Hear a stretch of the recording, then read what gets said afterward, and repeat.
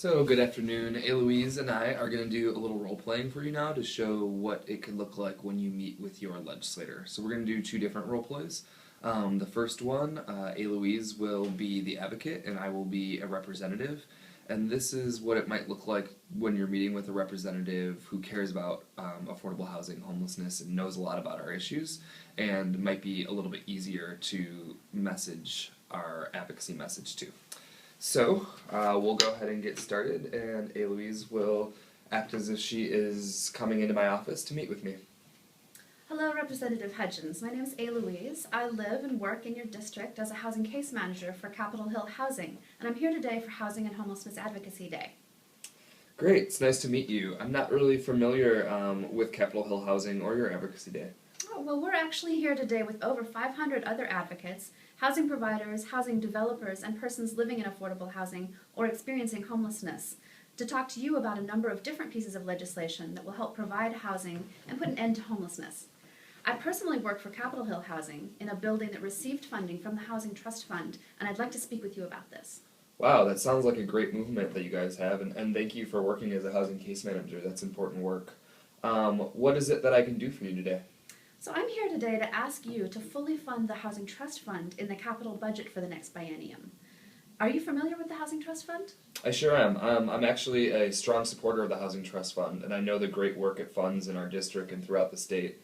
This is going to be a really tough budget year, though, for our state. We have a budget shortfall again, and we have the McCleary decision weighing on our budget priorities. That being said, I will be out there fighting for the trust fund. That is really great to hear. So it sounds like we can definitely count on you to stand up for the Housing Trust Fund. You sure can, but it would really help if you can get me some more data on how affordable housing units, of how many affordable housing units the Housing Trust Fund has built throughout the state, and maybe even specifically in our district. And you know what would really be great would be a story from one of your residents living in your unit, so that I can really put a personal face to the Housing Trust Fund and what it does in our district. Great. Well, we'd love to work with you to get a story from some of our families living in our affordable housing units. I personally work with over 20 families in my building that would otherwise be on the streets or in shelters if it were not for the housing we can provide due to the Housing Trust Fund. So the success of these families is inspirational, and we are actually working with the Housing Alliance to help gather stories for our legislative leaders like you. We'll follow up with you within the next couple weeks to share some stories. Great. I also have a fact sheet here on the Housing Trust Fund. Let me highlight some points that may be useful to you. So the Housing Trust Fund has successfully built, rehabilitated, and preserved more than 36,000 healthy and affordable homes across the state. That's kept tens of thousands of people and their children in stable housing. And we know that stable housing has a big impact on educational outcomes too. And then investments in the Housing Trust Fund have helped decrease homelessness. The 2012 point-in-time count has showed an 11% drop in homelessness in Washington state.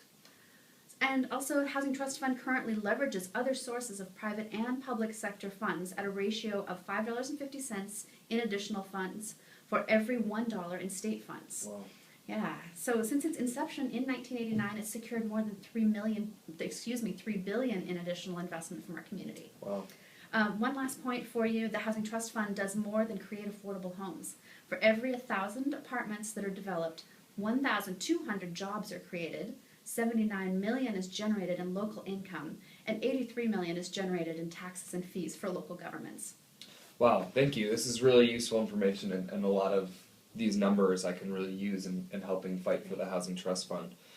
It's always great to hear from housing friends in my district. My door's always open for you to come back and speak with me, and I also really look forward to hearing from you with some stories from families from your unit. We'll follow up. Thank you so much for your time today, Representative Hudgens. Thanks a lot. All right.